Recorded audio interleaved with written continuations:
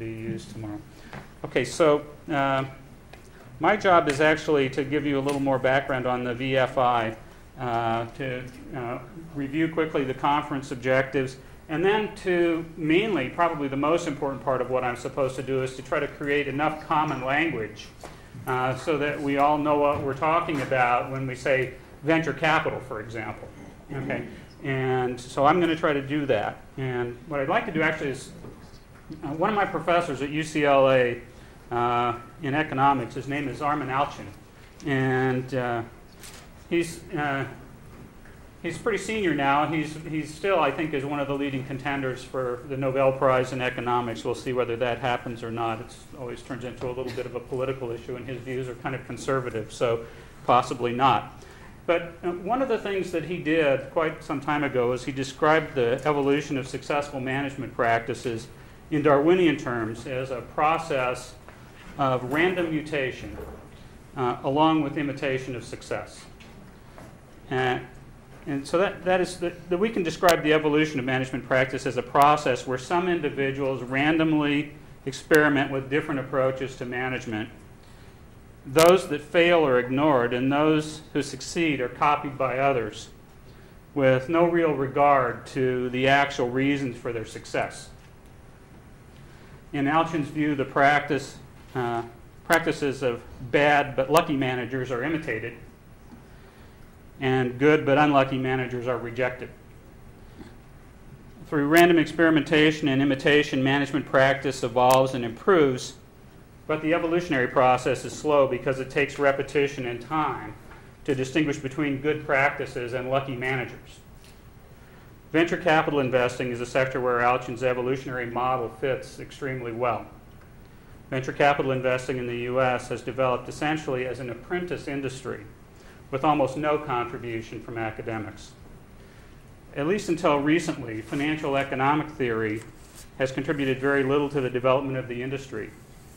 Instead of basing venture capital investment practices on theory, practitioners often base investment decisions on imitating rules of thumb that evolved from prior successful random mutations.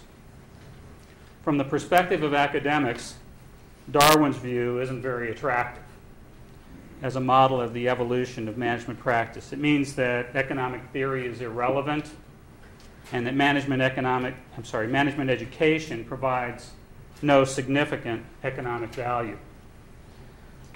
Yet, at least until recently, this has been an accurate description of the evolution of the venture capital industry. Almost no academic research was being conducted that was relevant to venture capital, and our universities could be of little help to students who were aspiring to careers in venture capital. The Venture Finance Institute was launched several years ago based on the principle that economic research and management education should play a greater role in the advancement of practice. Rather than allowing the industry to continue to evolve on the basis of naive rules of thumb that emerge from random experiments, academic research can make the evolutionary process more efficient by generalizing the results of the experiments and by developing the underlying economic theory so that financial economic principles rather than rules of thumb can accelerate the evolution of practice. As the role of academic research and teaching develops, it will change the practice of venture capital investing from predominantly art to predominantly science. That, I think, is an easy prediction to make because the transformation of the market for new venture financing is really just the latest frontier of a much broader transformation of the capital markets in response to academic research. The broad transformation has been from a regime of art where asset values were subjective matters of personal taste and of private attitudes toward bearing risk to a regime of investment science where asset values reflect market consensus based on risk in the context of a diversified portfolio. The most significant post-war catalyst of this transformation was the development of modern portfolio theory and its implications for valuing risky financial assets. Development of portfolio theory dates from the groundbreaking article by Harry Markowitz in 1952. Portfolio theory and the capital asset pricing model have driven the evolution of the capital markets ever since. Among other things, portfolio theory is responsible for the growth of small-cap public equity markets, the growth of international equity capital markets, and now is affecting the development of the private equity market, including venture capital. In broad terms, the mission of Venture Finance Institute is to contribute to the transformation of venture financing from investment art to investment science. Specific activities of the Institute, and here I'm going to probably be a little redundant with some of Andy's comments, since its inception have included support for academic research relevant to venture finance, dissemination of research to influence practice nationally and internationally. Perhaps surprisingly, practitioners in countries other than the U.S. are much more open to venture finance investment science than are practitioners in the U.S.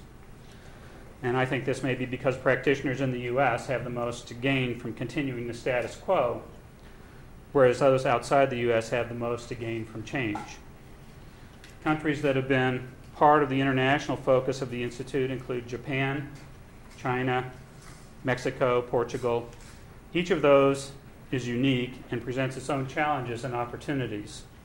Other activities of the Institute include working with business angel groups on development of standards of best practice, sponsoring the annual Kravis Business Plan competition and Robert Day Venture Capital competition, developing the strategic risk management class that's offered every spring in Mexico, and organizing knowledge creation conferences like this one that bring together academics, practitioners, and others. The 2002 conference on adapting the U.S. venture capital model to emerging economies was the first such conference. At that conference, we decided to focus on Mexico as an exemplar, and we partnered with the Universidad de Anáhuac in Mexico City. Participants came equally from Mexico and the U.S. and represented a broad array of perspectives consistent with this general view of the wisdom of crowds. Venture capitalists, angel investors, successful entrepreneurs, government agencies and NGOs, representatives of philanthropic organizations, and academics all participated. The main conclusions of that conference were that investing in emerging economies requires different capabilities and expertise than investing in venture capital in the U.S. The lack of attractive opportunities for exiting in emerging economies is an important impediment as well as an opportunity. Successful ventures in emerging economies are likely to grow more slowly than in the U.S., and therefore successful venture capital investors must create mechanisms for leveraging their equity investments. Success in emerging economy investing requires local economic expertise coupled with risk-managed approaches to investing. And in contrast to the U.S. and emerging economies, a disciplined approach to considering social objectives can reduce risk and increase return. And that doesn't appear to be as likely in the context of traditional venture capital investments in the U.S. Our objective for focusing on emerging economy venture capital investing at that conference, our objectives were based on the commitment to foster capital formation and ownership in Mexico, that is commitment of the Institute and those involved with the Institute, and the commitment to develop a culture of venture capital investing in Mexico.